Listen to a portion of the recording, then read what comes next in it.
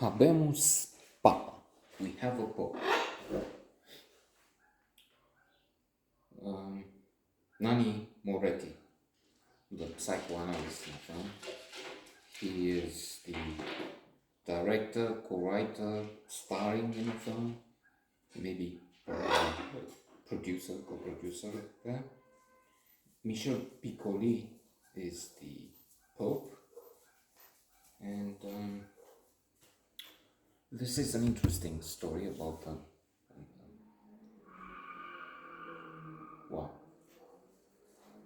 an extremely important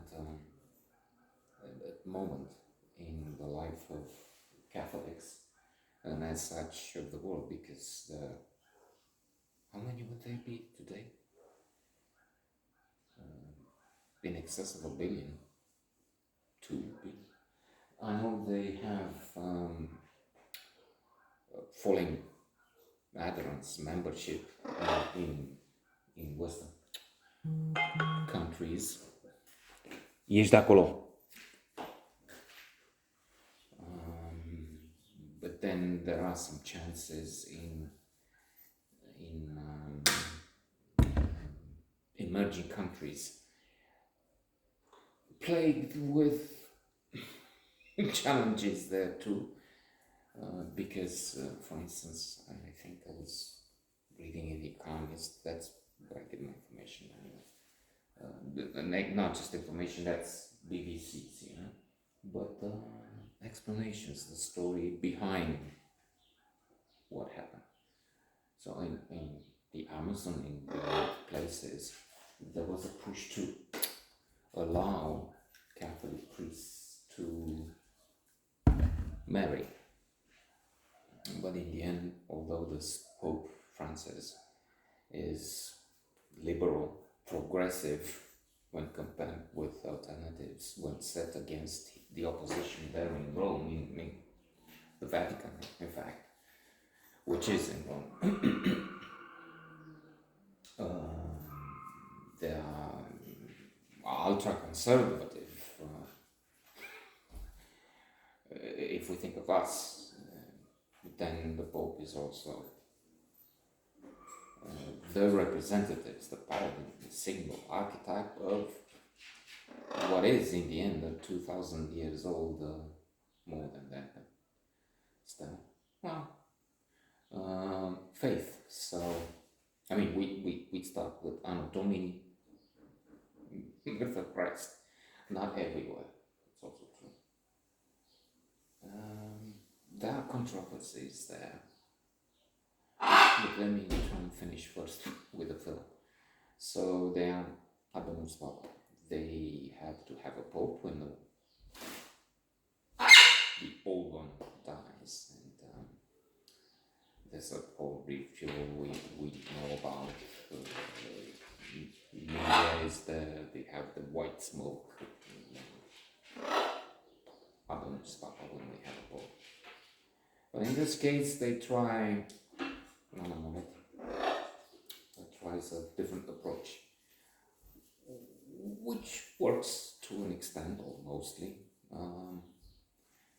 Looking at hesitations, inviting us to think that they're all one of the main things, that they're humans too. They play volleyball in the courtyard, which can be seen as funny and to the point, but then also, to me, in fact, I was looking at a little bit at small segments recently again, and on a second I went, look,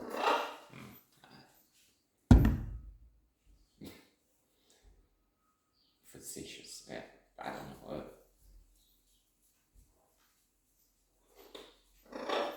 not good.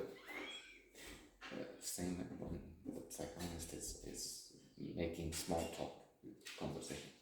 Australia, oh, and how is it going? Are you fine? Far from home? Yes, the human, any human rapprochement, any human interaction is relies on small talk. Small talk is important. Talking about the weather, I've read somewhere, not in the Economist. So there is that. And in all, yes, it works. Could be better, but it has humor. It has gentleness. It has a light touch. It invites you to think of important things. One would be religion, Catholicism, but I would rather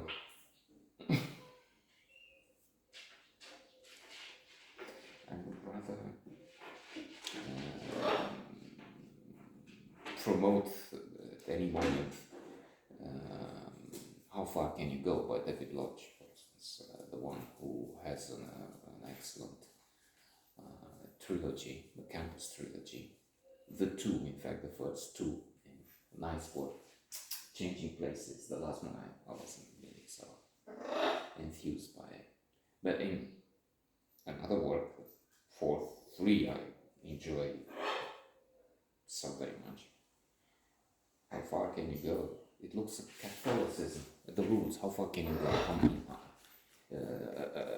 Birth control, which was so much forbidden, still is. Condom. I mean, nothing. A pill. Oh. The purpose of sex is just to procreate. Then they introduced the element of pleasure. You have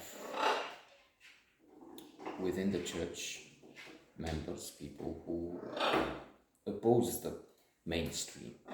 That's in the book and based on reality. We have in reality worse. We had scandals with the sexual abuses, but let's not get into that. It's a vast, immense subject, alas. So we'll maybe touch on it some other time.